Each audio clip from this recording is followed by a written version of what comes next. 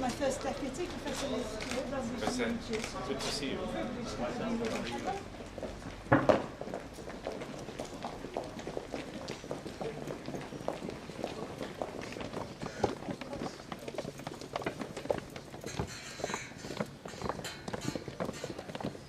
Dear students, professors, and distinguished guests,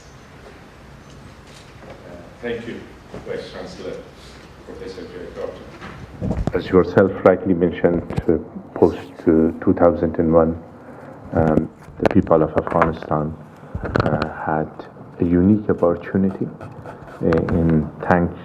thanks to the efforts of our people and sacrifices of our people, but at the same time, the partnership from the international community, which the United Kingdom was one of the lead partners in helping us, in providing those opportunities that you yourself referred to millions of students, boys and girls, for education. Not only primary education, but also higher education. Our universities were closed for girls, but now dozens of universities around the country are there, and while our focus at this stage is on the quality of education, primary and higher education, our younger generation, energetically, with lots of hopes, they are there and hopeful to learn and to get educated and to rebuild their lives and their country in their future. And those are our best hopes. In my lifetime, when I was in university in Kabul, Medical University, it coincided with the Soviet invasion of Afghanistan. That was a different era, and as a result, millions of people migrated outside the country, and the country went through difficult situations, but I decided to complete my education at the university in Kabul and graduate as a doctor, and then I joined the resistance against the Soviets. But I remember at that time, even at the most difficult times in the liberated areas of Afghanistan, we were trying to keep the schools running. When I say school, at times it will be a cave, at times it will be a tent. And one of my colleagues here today with me was studying in those schools, Dr. Mujib Rahman Rahimi, which later on he had the chance to go abroad and get his PhD here in Britain. But he's a product of those days, that difficult times. And throughout the history of mankind, our country, we can say it with humility, that had attributed to the civilization, to the science, to the literature, to the poetry, to the culture of mankind, but at the same time our people also have suffered as a result of the conditions which were imposed upon us. If I refer to the past 4 decades, the Soviet invasion was one, later on the Taliban and Al-Qaeda and terrorist groups, their time in our country. This was another phase, another period. And post-2001 was a unique opportunity. Today, the people are embracing those opportunities, especially our younger generation. At the same time, we are still faced with the same problems, with some problems and challenges, which security is one. In recent incident, which our clerics, our religious leaders in the country had gathered during the holy month of Ramadan, and they were calling on us, as well as the Taliban, which are fighting against us, at least to accept a ceasefire during the last days of Ramadan in our Eid, which unfortunately they were attacked and there were casualties as a result of this. And thank you for sharing your sympathy with us. And also thank you for supporting Massoud Foundation. Massoud was the national hero of Afghanistan, which had a vision. While he had to defend the country and lead the resistance against the Soviets, at the same time he would pay attention to the well-being of human beings in that country, especially in education, which I give you an example. And today we have in our society hundreds of those educated people which had received education under those circumstances. And luckily also lots of many educated people who had different opportunities in different part of the world, they also joined us, like from US, Afghans living there, in Europe, UK, other countries. Ambassador Jawad is one of those educated citizens of us, which received his educations abroad in Europe and in the United States. But at the same time, the sooner there was an opportunity, he returned back to the country and he contributed to the reconstruction and rehabilitation of the country. And we are proud to have him as our ambassador here today with us. As your Center of Religion, Reconciliation and Peace is dedicated to build a just and peaceful world, I have chosen to talk about the prospect of peace, prosperity and pluralism in Afghanistan. For the past 2 decades, United Kingdom has been a partner for building a peaceful, pluralistic and prosperous Afghanistan. We are committed to continue our struggle to build a better future for our citizens. We are grateful for your development in humanitarian support to enable us to improve governance and enhance access to education, healthcare, life-saving support for refugees and returnees. We are very fortunate to have many friends in the UK, as thousands of Britons, members of civil society, military, charities, and even current members of parliament have served in Afghanistan and are familiar with our struggle to build a peaceful and prosperous society. We are deeply indebted and sincerely grateful to every one of them for their services to the United Kingdom in Afghanistan, especially to those who served in the military, fighting alongside our security forces to make Afghanistan in the region, in the world, a safer place.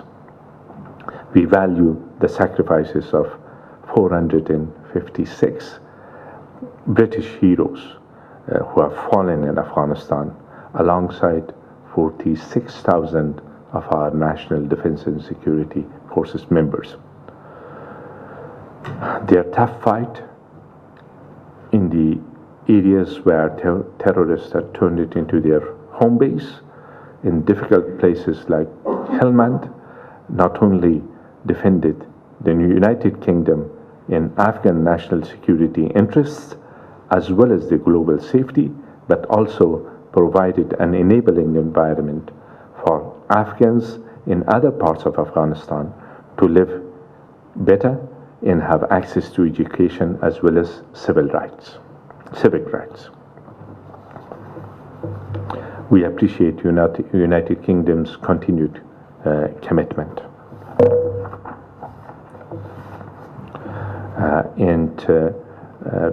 It's the 4th year since our defense and security forces have shouldered the responsibility of combat in our country, where your personnel, your armed personnel, men and women in uniform, are helping us, assisting us in training and advising our national defense and security forces. Dear friends, being the frontline state in the global struggle against terrorism, in the frontline state in defense of democratic freedom of our people, our security forces are accomplishing heroic deeds on a daily basis. Despite Taliban's relentless attacks on civilian targets and metropolitans, our army and special forces, supported by our emerging air force, are therefore defending our people effectively. However, the National Unity Government of Afghanistan is mandated by the strong desire of the Afghan people to end war, violence, and destruction in our country. Although domestic circumstances such as poverty, lack of economic opportunities, and inadequate access to social development services have contributed to the weakening of our security and stability, the key contribution factor of insecurity has proven to be external throughout our recent history. The greatest threat facing not only Afghanistan but also the region is terrorism, posing a serious challenge to our security and stability and that of the international community. While we continue to keep the military pressure on the Taliban to protect our civilian population, the National Unity Government of Afghanistan offers an Afghan-led peace process without preconditions. This peace plan is based on 5 pillars. When it comes to direct negotiations with Taliban, we have not set conditions for that. We have announced that we are ready to talk. Then we can discuss everything on the table. This offer has been there recently. It was reinforced during Kabul process, during a conference which partners of Afghanistan and countries of the region had participated. It was announced by President Ghani, the President of the Islamic Republic of Afghanistan. It has the support of the people of the country. We recognize that the course of negotiations will determine the final nature of a political settlement that would lead to a mutually agreed end state in line with our constitution, the desire of the Afghan people and their rights, especially women and children.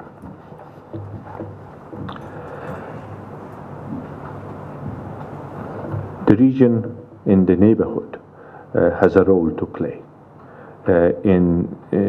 especially the countries where Taliban have found sanctuaries in it, and we are engaging with those countries, especially with Pakistan, where most of the Taliban activities are emanating from there. We are talking to our neighboring countries, including Pakistan. Recently, a senior high-level delegation, security and military delegation went to Pakistan. We are expecting a visit by senior Pakistani military leadership in the coming few days. So to come to a common understanding on the basis of a fact that instability in Afghanistan will not serve any countries, does not serve any country's interest, while stability and peace in Afghanistan is in the interest of peace, not only in our region but global peace. That's the basis of our argument, and we hope that we will have sincere cooperation in reaching the goal of peace. Another pillar of our efforts in reconciliation is building consensus amongst the people in regards to peaceful settlement of the conflict in Afghanistan. There is a broad consensus, but the way that it will happen, people have some concerns because, for example, Taliban are advocating different ways of life for the people. For example, their record of banning girls from education, their treatment of men and women of the country, certain freedoms and liberties that the people are enjoying, and these are the result of the sacrifices of our people throughout the past 4 decades, the rights of the people. For example, women of the country are concerned that when we are talking about making peace with Taliban, are we talking about giving back on our fundamental rights? The answer is no. These are fundamental rights of our people, which are as a result of the sacrifices and the struggles of our people, men and women of that country.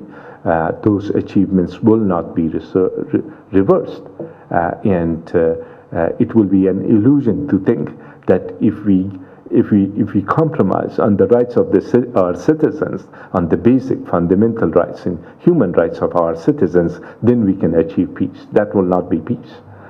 So that part, in order to make that, to give that assurance to our people, we are engaged in a consensus building process, which our High Peace Council is leading those efforts. Regional and international cooperation is another pillar. Respecting and supporting the principles of Afghan leadership and Afghan ownership in the peace process, that's very important. While there are countries who can help, who can facilitate, who could be supportive of these efforts, but it's important that the efforts are Afghan-led and Afghan-owned. That's the that has to be and is the nature of the support that partners of Afghanistan are rendering towards a common goal. Experience elsewhere also shows that multiple processes in support of peace and reconciliation, moving towards different directions, sometimes even based on good intentions, mainly based on good intentions, will not help the process. But a focused effort in support of an indigenous effort towards peace, facilitating that will be the shorter way of achieving common goals. Another pillar is cooperation in support for counterterrorism. Terrorists are not making peace. They are not there in order to make peace. And people of this country also have experienced it at different stages. When they didn't get hands to weapons, then they use a vehicle or any other tool to take innocent lives. There have been examples here as well as elsewhere. There, what is needed is a strong resolve to address this menace in our region, in other parts of the world.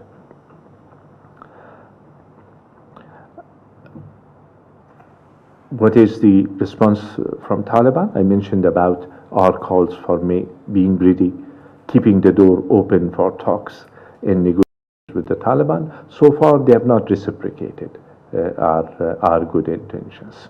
But as the government of Afghanistan, we think that we should keep the door open. We should make further calls, and whenever there is an opportunity, seize that opportunity and help the country and the people towards achieving their common goal, which is a peaceful country, peace within and without. Ladies and gentlemen, we are on our path to prosperity.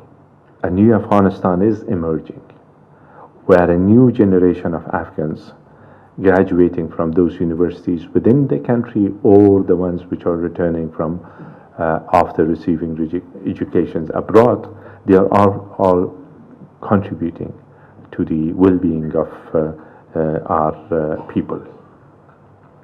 And we are hopeful, and we see that this is happening. It will enable Afghanistan to stand on our own feet, not only in security, but also in the areas of governance and prosperity.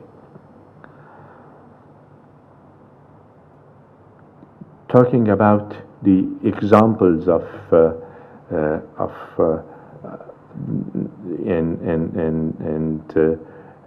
way that the people are embracing the opportunities and seizing the opportunities. There were thousands of men and women, including a mother with a newborn baby, sitting in a park on a stadium to take exams to compete for government jobs. Most of the jobs in the government at a certain level are being given as a result of exams across the country. In most provinces of Afghanistan, when these exams are taken, women are forthcoming in big numbers. While talking about stadium, these stadiums earlier under the Taliban were used for execution, for killing in daylight. So this gives you the example of the change, but by no means I'm implying that the challenges are challenges of the past. It will be the challenges of the past with the resolve of our people, but it is yet to happen, and the people are on the right path. The people of Afghanistan are on the right path. We are also fully committed to the principles of justice and rule of law, and have made access to information one of our thematic human rights priorities. I remember in my younger times, decades ago, when there was a coup d'etat by a communist regime in Afghanistan. That's exactly 40 years back. And prior to that, one day earlier, some of the leaders of the Communist Party at that time were arrested, and the announcement was made by one of the journalists in our only radio at that time, Radio Afghanistan. 2 days later, we didn't hear about that journalist which had made the announcement. He was just reading the news. It was not like he was responsible for anything. Hundreds of thousands of examples like this. One day I was going towards Kabul University in a bus, passing by the Ministry of Interior in Afghanistan. There were papers hanged in the walls of the ministry, which I didn't know at that time what was in it. But then later on, when I returned back, or when we were at the university, we learned that those were the lists of the people which were executed. 14,000 people. And in the afternoon, they had taken the list back because the families were rushing there to find the names of their loved ones, and so on and so forth. So this is the type of suffering that our people have seen in the past 4 decades. And this is the drive before our efforts to achieve peace in our country.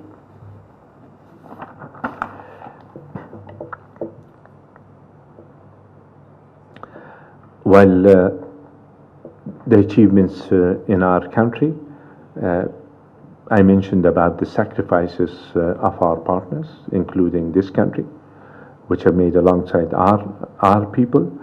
and we invite all countries of the region and beyond the region to join us in a mutual quest for security and prosperity. To prosper, we must create an agenda for sharing our resources and collaborating to overcome our challenges. An agenda that will accommodate our national interest in the framework of regional cooperation for mutual benefit, whereby we create a set of regional rules in infrastructure for connectivity and collaboration. Afghanistan, Central Asia, even Eurasia are experiencing one of those rare open moments of history. We have an unparalleled chance to change the course of history in our favor by positively engaging with countries of the region and beyond, including India, China, and others. Our persistent regional cooperation policy for economic self-reliance integration is increasingly succeeding as new roads, railways, air corridors, power lines, and pipelines are being established as part of TAPI project, Heart of Asia Istanbul process, Belt and Road Initiative, Chabahar International Transport and Transit Corridor, Lapis Lazuli Corridor, in others. Afghanistan is already beginning to regain its historical place as roundabouts of trade, commerce, culture, and civilizations. Ladies and gentlemen, economic prosperity and political stability requires agreement on reforms to balance of power across regions and between the central government and the provinces of Afghanistan. We are also firmly committed to improve our ability to deliver better services and to fight corruption. We have adopted a new anti-corruption strategy, a new penal code, and empowered the Anti-Corruption Justice Center and Major Crime Task Force to prosecute the offenders. There is upcoming parliamentary elections and district council elections, which our hope is that those elections will be credible and transparent, and that's the expectation of our people, and we are making our best efforts to deliver on that basis. We are committed to timely parliamentary and district council elections, but also presidential elections next year. When it comes to presidential elections, upcoming presidential elections, I suffice with that much because otherwise it will be considered as campaigning or something, which I am not intending to do. To build the capability of the Afghan government to meet the needs of its population, we will continue our work to improve a system in which all voices will be heard.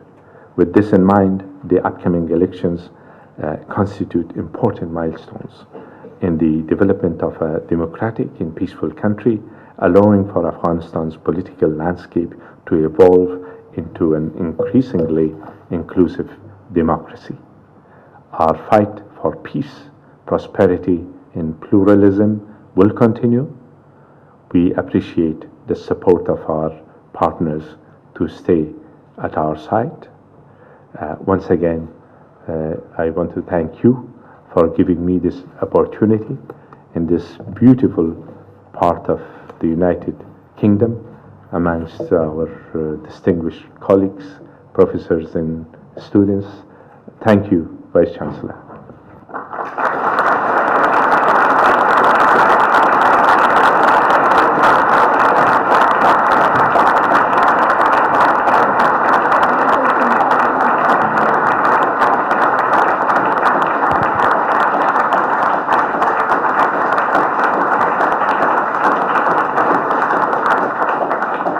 Dr. Abdullah, thank you so much for that.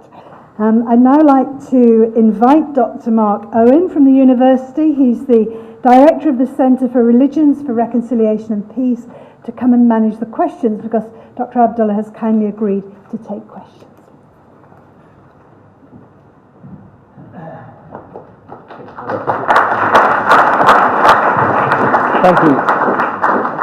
Thank you, Dr. Abdullah, for that profound and fascinating insight into peace building in contemporary Afghanistan, a subject of great interest to me, and it's very tempting as the chair now to read out my own long list of questions first, but I feel I'd be abusing my position, so I'm going to open the floor up to any questions, please. Excellency, you've spoken passionately this evening, and also the valiant efforts of the Afghan security forces, but also the frail and open moments in your country's history. Can I ask, what role do you see, and for how long, the role of the United Kingdom and her NATO partners in the enduring security situation in your country?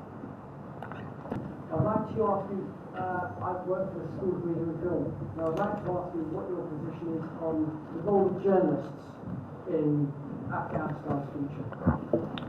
And one more, please, sir.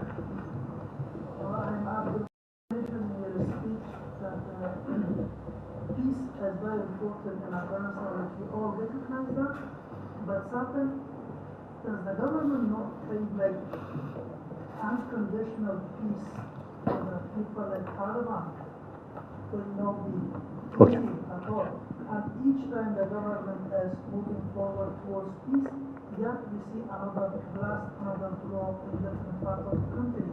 So it's all from one side, the government every time is saying peace, peace, peace. And to me, it is like supporting the Taliban. What would be the solution? Not in my opinion, the most Afghans that I see on a daily basis, more military force against this type of groups, because I got your point. you can't let you just go beg for peace. You have to be strong, like the government of Afghanistan should go strongly towards peace and forcing them. I got your point. Okay. I got your point. Thank you. In regards to how long it will take them or the international partners to stay there and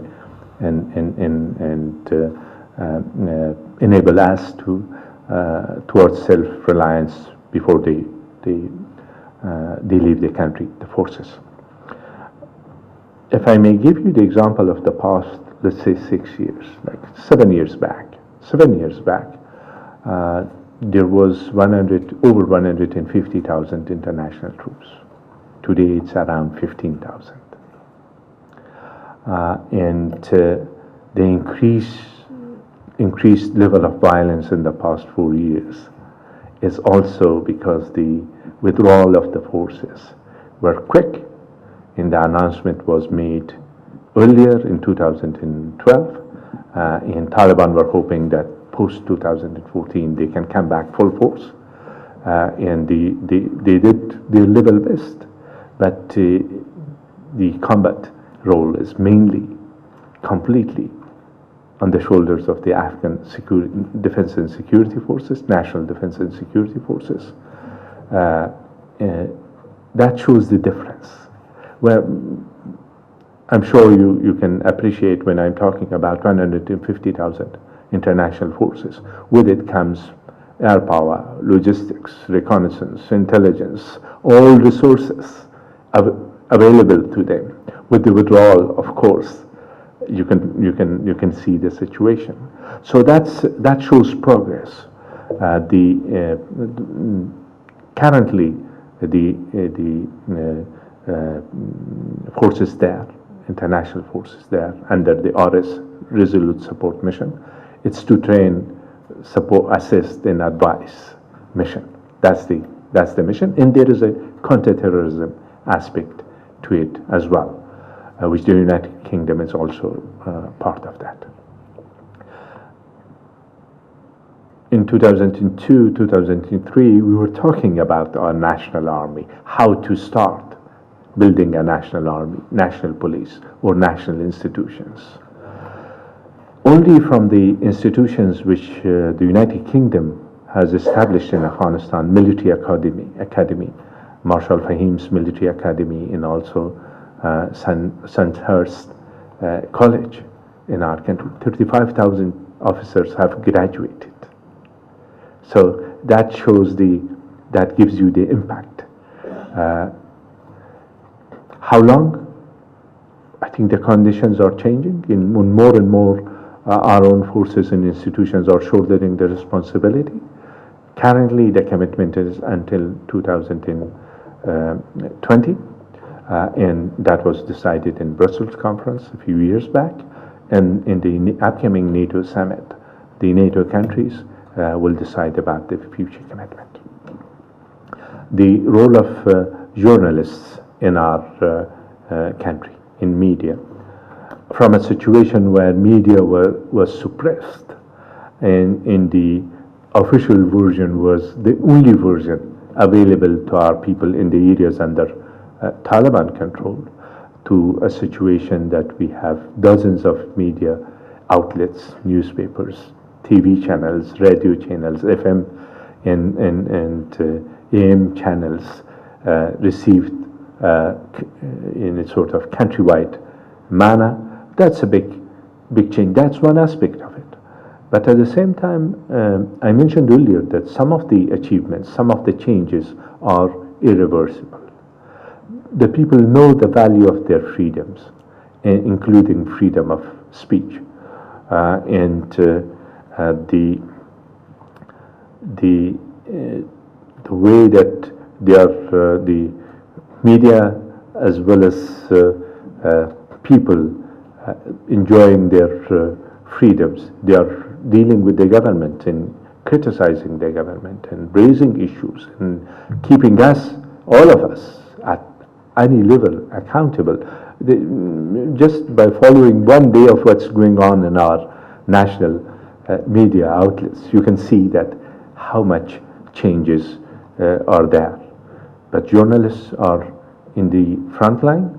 When an atrocity takes place, they are the first one to report it to the people and worldwide. And journalists, unfortunately, have been also a target of violence by these terrorist groups, not just today, but also in the old days. I mentioned an example of one journalist exactly like 40 years back. Then, of course, there was a period of suppression of the freedoms of the people, and then Afghanistan was liberated, then Taliban and Al-Qaeda. The way that they imposed their rule over the people is to suppress the voices of the people. That's the tactic of the terrorists. You have seen unfortunate and tragic examples elsewhere as well, in the Middle East or in other parts of the world. But journalists are playing an important role in part of that evolution. Civil society, journalists and activists, humanitarian workers, and our religious scholars are all part of these changes which we are witness to.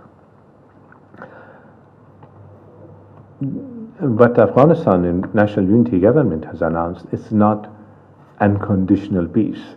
It's not putting conditions for starting talks in negotiations. I think it is. I still believe that this is the right approach. The Taliban, by refusing our cause, they are making a big mistake. They continue to make that big mistake, and they are taking a big responsibility on their shoulders. Responsibility of loss of lives for people of Afghanistan and loss of opportunities for the people of Afghanistan. And there is no doubt that our prime focus has to be how to protect our citizens in our country, and more efforts needed to be done. But I don't think that we have an example of any country being able to give 100% security guarantee for its citizens, let alone in our situation where we went through all these sufferings and upheavals in the past 4 decades. From one side, our people are making, our soldiers are making sacrifices in defending the rights of the people and the rights of themselves. From the other side, we have to be prepared for starting the talks. And whenever there is an opportunity, we should seize it. The fact that it is the reality in the response from the Taliban has been negative so far, that's a sad reality. We are not ignorant towards it. But to close the door for talks and negotiations, I don't think that will be a solution. There is no situation that you have an example as such that genuine desire of the people or nations materialize by just saying that we will end this with war, with use of force.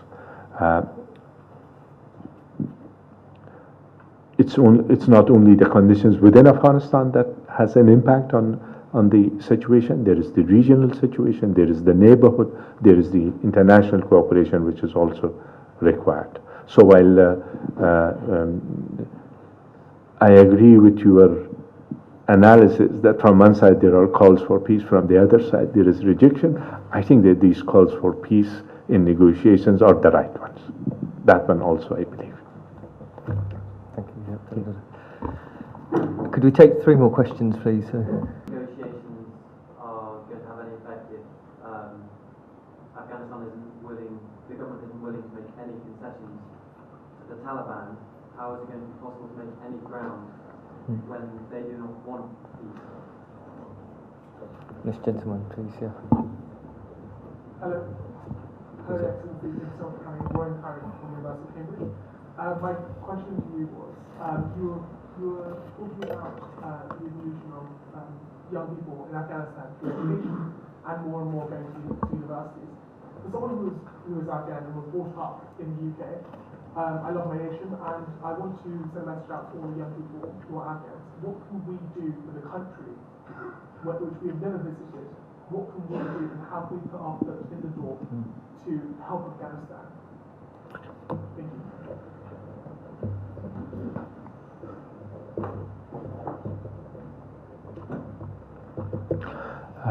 Universities in our country, these are vibrant places for discussions, for debates, for arguments, for presenting challenges to the authorities, and very much a lively environment. And obviously, peace and well-being of the people are most in the minds of those young students, boys and girls, in professors and those who are in those sort of environments. They provide platform for debates. They argue different sides of it, like the questions asked here. These are part of those questions asked there as well, and talking about compromise and being ready to compromise. The first thing that we need to hear is the readiness of the other side for talks, and then once two sides sit on two sides of the table or around the table, then issues will be discussed. For example, Taliban have ideas about how to rule a country, their way of life.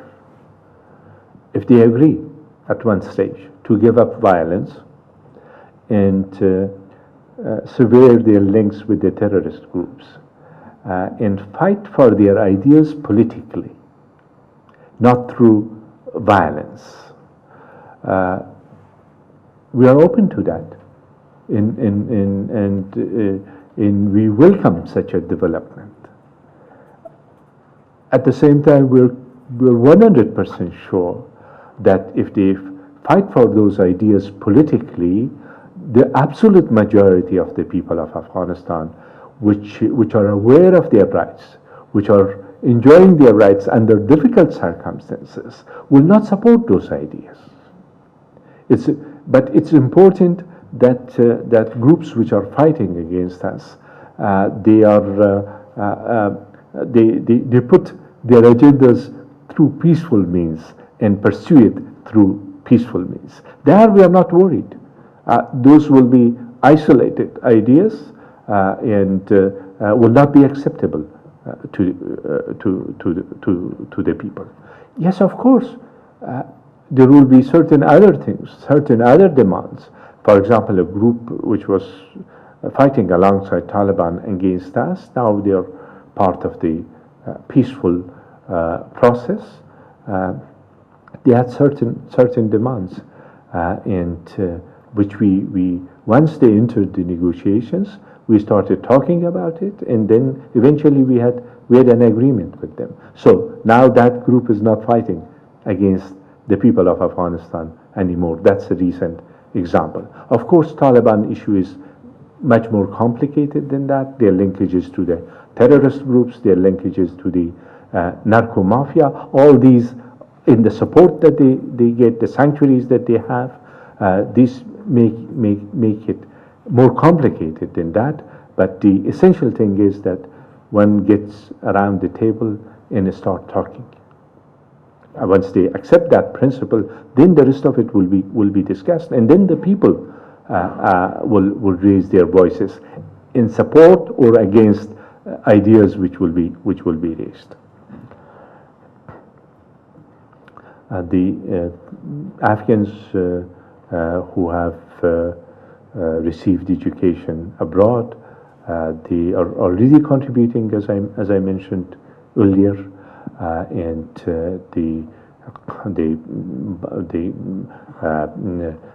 they come and visit us. They see their areas of interest in the areas of profession. They participate in the private sector, or in the they wish to serve in the public sector. There are good examples of that as well, which we have. Unfortunately, in the past few years, the announcement of the withdrawal of the international troops, which was done prematurely, that created an atmosphere of uncertainty. In 2012, it was announced that 2014, the international troops will withdraw. And also, the pace of withdrawal, the slope was very steep. So a transition which was taken into account, that was not well calculated into that process, which later on we had the consequences of that. But at the same time, Taliban believed that 2014 is the year of their victory. That has not happened. Also, around Afghanistan, in the region, certain new factors emerged, like Daesh in the Middle East. That was not a factor a few years back. These new emerging threats also had an impact, which of course has interacted with the opportunities which would have been there. Thank you, Your Excellency. So we've got time for one more round of questions. So, yeah, please. Close colleague of the late Ahmed Shah Massoud, who was a great leader and who was murdered by Al-Qaeda 2 days before 9/11. He was unquestionably one of the great unifying forces, one of the great unifying people in your country. I wonder if you could tell us just a little bit about the work of the Massoud Foundation and how his legacy is being carried forward in Afghanistan today. Afghanistan has been named by some historians as the graveyard of empires, mainly due to the strong desire of its people to remain independent. With the policies your government pursues of education, increasing infrastructure, corresponds to a larger centralization in the country. How do you expect the people to react to this increased centralization? do you believe that democracy would counteract that factor, or a cultural shift would be necessary for that? And last question, please, young man at the back. You spoke about the important role that British forces, amongst others, have and had in the protection of the people of Afghanistan. But to what extent do you agree with the methods employed by these NATO forces in the elimination of militants by using drones, for example, which sometimes causes civilian casualties? And Your Excellency, can I just take advantage of my position to add something that I think is related to that? The dominant discourse at the moment in international peace building is about respecting, empowering local religious, cultural traditions of peace building. And I could be wrong, but I sensed in your talk you didn't think at the moment that balance perhaps was quite right, so I could be wrong. But could you just say something perhaps to end on about whether you thought international partners, actors were respecting, making use of, supporting the development of local indigenous forms of peace building and reconciliation? The gentleman here. Oh, sorry. Raised one his hand several times. Yeah. One more, thank you. So, We've been speaking about the regional cooperation, which is again great to achieve this, mainly looking into Russia and into China. How Russia is still interested in any sort of cooperation, why it persists and controlling all aspects of the region. And then for Russia, it's the threat, emerging threat of ISIS or Daesh in the northern part of Afghanistan, and they think, well, it's just this relation will be a threat to Russia. And then again, the narcotic issues and drugs in Afghanistan, that's actually hitting Russia badly. Do you think that Russia will still cooperate with Afghanistan in a way to empower the leadership in the country? okay. In Massoud Foundation and late Ahmad Shah Massoud, which was a resistance leader during the Soviet occupation of the country, later on during the Taliban and Al-Qaeda occupation of parts of the country. His legacy is legacy of freedom and rights of our people. And then the foundation follows that. While it's not political, the foundation, but the ideals of peace within and without, tolerance, pluralism, respect for the culture of the country, and respect for human values, human rights and women's rights. These are the values which Massoud Foundation is pursuing. I was the Secretary General for a while, and this was what I enjoyed most. At times that I had not resigned from politics, but I had a little bit back from the politics, and then again politics came on the way, so I couldn't fulfill all that I wanted to do in that capacity. In today, it's the foundation is led by brother of late Ahmad Shah Massoud, Ambassador Wali Massoud. In different parts of the country, it has different rules. For example, in one of the provinces, Takhar province, thousands of people have received education at different levels with the assistance of that foundation. Once again, I want to thank the University of Winchester for its support for the foundation, promoting the culture of our people, bringing awareness about the history of the country, the proud history of the country, and the contributions of our people to the civilizations. These are things that younger generation of us, they need to know. They need to be aware of it in order to be able to build their own future, and in order to have more hopes about the future. He was a symbol of hope for our people. Like today, we are talking about the past 17 years, the campaign of the international partners of Afghanistan. At times, he was alone. Nobody was supporting him except a little bit of support in the neighborhood, in the region, which we are grateful for that. But he was doing it alone, on his own. And I may share one of my memories with him. I was acting foreign minister at that time for the resistance against the Taliban, which was the official government of the country, but not based in Kabul, but in rural Afghanistan, in northern Afghanistan. But I used to travel to different capitals. I traveled to different capitals, including London, and returned back to the country. And he asked me that, what did you see? What did you bring as a message? I said that these countries, they do not realize the potential threat which is there with Al-Qaeda, with these terrorist organizations, for their peace and stability. And we might not have any support, any soon. And he said that, look, you have not lost your trust or confidence over the fact that we are on the right path. I said, no. I see these dark forces which are depriving the people opportunities and killing innocent people and terrorizing the nation, attacking the culture of the country. In all of this, I have no doubt in my mind that these are not the right people.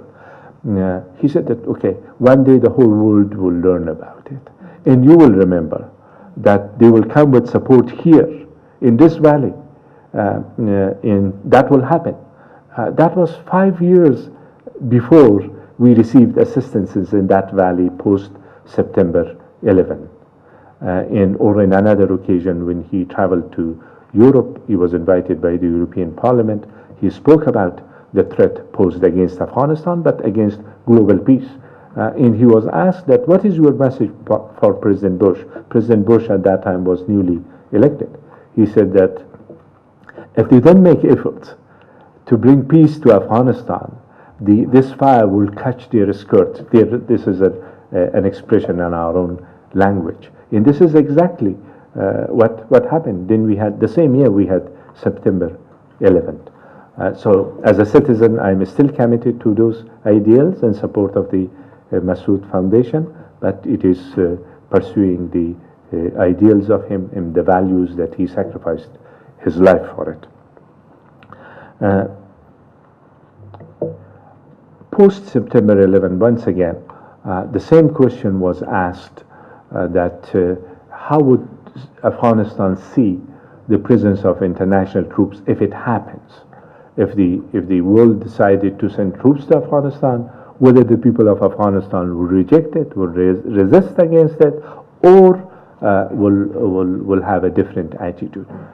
I believed at that time that the people of Afghanistan understood at that moment that they needed, the challenge was overwhelming. The terrorist networks was so strong at that time that we, with our own resources, we wouldn't have been able to stop them. And we also had lost the leader of the resistance, that was a big loss. The people had started losing hopes for the resistance against Taliban and Al-Qaeda. And that was my belief at that time, and that's what happened. The people of Afghanistan, while they are independent-minded, we want to be self-reliant, and our efforts are in that direction. At the same time, they understood the gravity of the situation, and they do understand the gravity of the situation today. In between, we made mistakes, all of us, those who were engaged in Afghanistan, and us as the people of Afghanistan, the leaders in the country as well. We missed some opportunities. That's a different issue.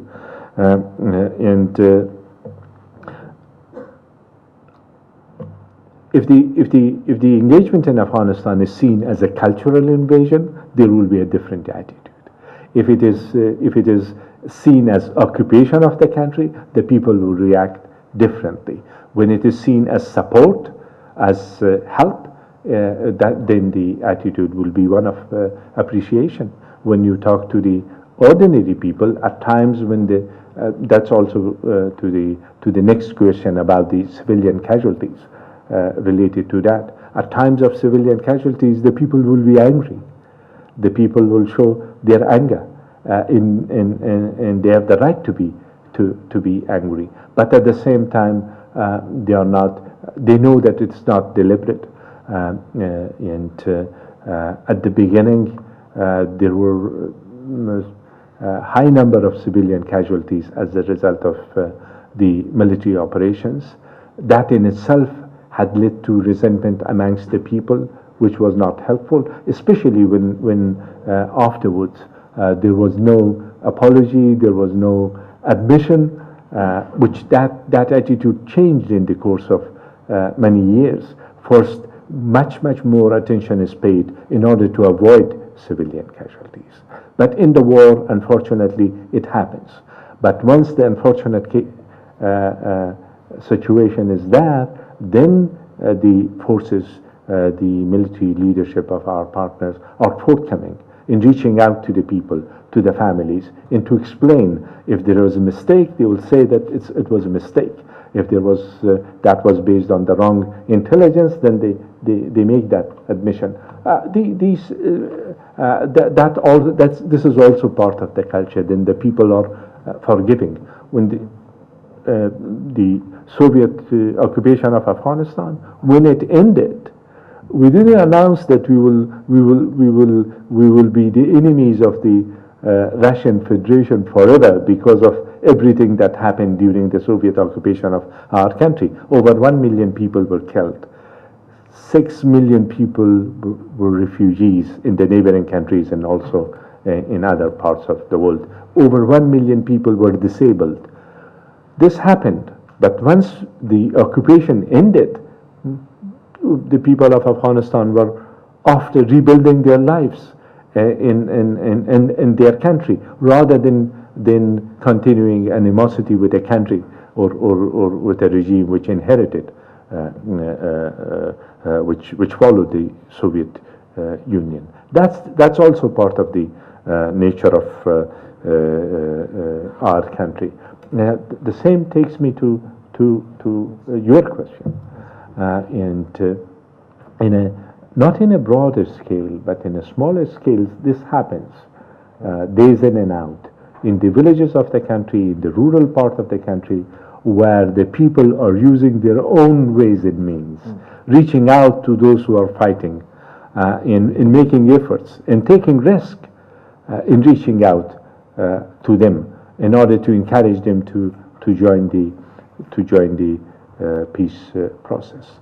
Perhaps we have not made enough use of that as a tool in the as I mentioned earlier, the High Peace Council. One of the jobs of this High Peace Council is to see and to build consensus amongst the people, and the messages given to those who are fighting against us. For example, in the last rounds of elections, Taliban had threatened the people not to participate in the elections. That was in 2014, and then they cut the fingers of a few people in Herat province. You remember that. But in the hospital bed, the gentleman gave an interview that this is our right, this is in respect of those who are martyrs in achieving our freedoms. You cannot stop us by cutting our fingers. So that shows the way that the people are embracing these values. So in relations to the earlier question, democracy. For us, I was talking in the same line in my official meetings as well. today, for us it's not a luxury. It's something out of realization of the people that they know that we can achieve our rights through political participation, through elections, through enjoying the rights in creating an enabling environment for the whole nation to enjoy their rights and their freedoms. Okay, thank you very much. I'm afraid we're going to have to draw it to a close there, and I'd like to hand over to First Vice Chancellor Professor Liz Stewart for the final vote of thanks. Thank you.